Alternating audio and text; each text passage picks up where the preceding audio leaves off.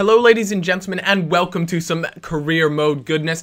Now finally our scout has come back from, well, he's not come back, but he's given us a little update, a report from Japanese players, and I believe there's two there that could quite possibly have the potential of being a 90 plus rated player, but as always that doesn't tend to be the case, so I decided to scout them out a little bit more just to see where they would develop into. But I have a Champions League game here against Dynamo Moscow, I think is the name of the team, and for some reason it went and set my QPR team to its default, which is a 4-4-1-1, I think is QPR's default formation. So I couldn't be arsed to go and sort out, make a whole my custom formation again. I figured that next time I load up FIFA, it'll load back up. That's happened to me a few times, so I just decided to go for a 4-3-3 in the false 9 formation and play Muriel in that sort of false 9 position and have El Shaarawy and Neymar on the sides of him.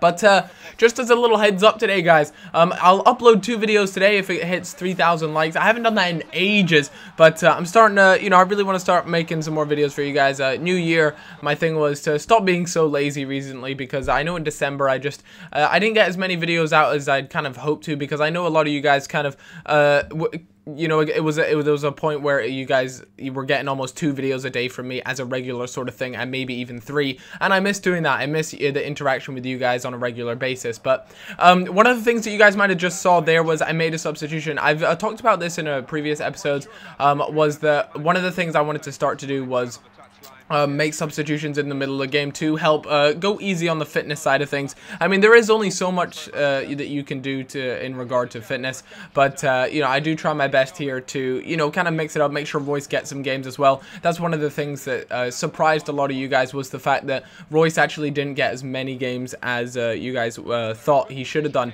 One weird thing was, for some reason, Dynamo's goal didn't show up, or Moscow's goal just didn't show up, but unfortunately they did get a goal, and again they get another one to make it 2-1, and I was absolutely bricking it. I couldn't believe it.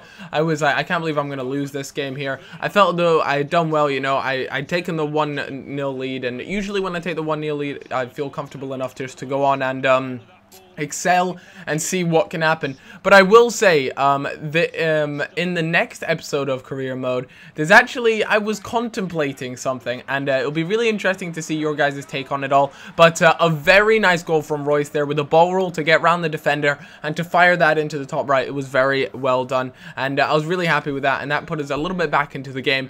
They made a quick substitution here, but at 2-2 in the 90th minute, I mean, I was so happy with this, like so happy, because when I was 2-1 down, I felt as though that was it, but none other than your man El Shaarawy manages to bury it to make it 3-2, and very happy with that. To lose the 1-0 lead and then to come back from 2-1 to win 3-2 is big time, and I'm glad we could do it, because we have done so well in the Champions League so far, and I'd hate to come across a stumbling block like this. Here's some of the other Champions League results. Dortmund beat Ajax 2-0 as well. Chelsea there beating Standard Liège 1-0 as well. At the moment, Chelsea are top of the table. They're ahead of me by 6 points, I believe. We're currently sitting in 4th place, and it's all pretty tight in the top 5, so things can definitely sway each way. But you guys know I'm looking to a really title challenge this year, and I'm going to really have to step up my game and make sure I don't lose silly games. And you guys, I had this game up against Wigan. The team was not in top shape. There was some really dodgy things about them. Everyone seemed to kind of hit the decline, some fixture congestion popped up, but I had a game against Wigan, and I really wanted to do well. And then my scout from Poland came back as well, with a couple players there, and I wouldn't necessarily say they were that great, but as you can see, this one player that I saw was like, he had the potential to do alright, but I wasn't interested in signing him, because this one that you're looking at right now, because he could potentially only go up to a 59, and that would be a little bit disastrous. And in all honesty, although in a way, it would be good to add a bit of squad depth, things like that, I just don't feel as though a player who's going to be that low rated I'm necessarily interested in. And I figured my Japanese friend, my Japanese scout, would come up with the goods a little bit better. But now Rui Patricio is out of injury. There was a little bit of a bug last time, so that's why he wasn't on the squad selection to begin with. So I had to take him out for a couple of the international friendlies. But now he is back and ready to do some goalkeeping action for me, and I was excited for that. But we do have some international games coming up. I believe I have an international game against England coming up soon, and I was actually very surprised by their team, but you guys will get to see that in the next episode. I had this game up against Wigan. That's what I was concentrating on. I decided to go for, I looked at the 3-5-2 formation, and I was like, my team just really doesn't fit this at the moment, because Pogba, unfortunately, is still injured, as you guys can see. He's still got a little injured sign next to him, and so I don't have two defensive mids. Usually, I would play someone like Sahin and, you know, Pogba in those two defensive midfield roles. So I had to swap up to a formation that didn't have a defensive mid, or, well, it didn't have two defensive mids anyways. And the reason why I had to change around the squad was for the reason that I really struggled fitness-wise. You know, now that the team is has a little bit more depth, it does still mean that I have to change the team to adapt to whoever's the most fit. Where I have a lot of depth in one position, then I can,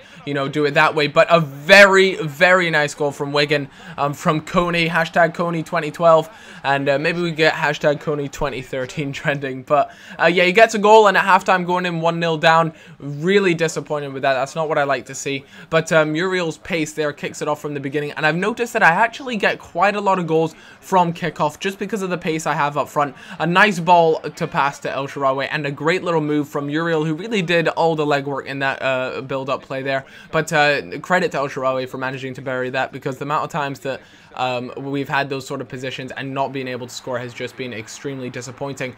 Unfortunately, my defenders were caught ball watching there, and a very unlucky deflection means Uha there gets a goal, and really gutted with that, meaning we lose 2-1, and we can't lose those games if we want a title challenge.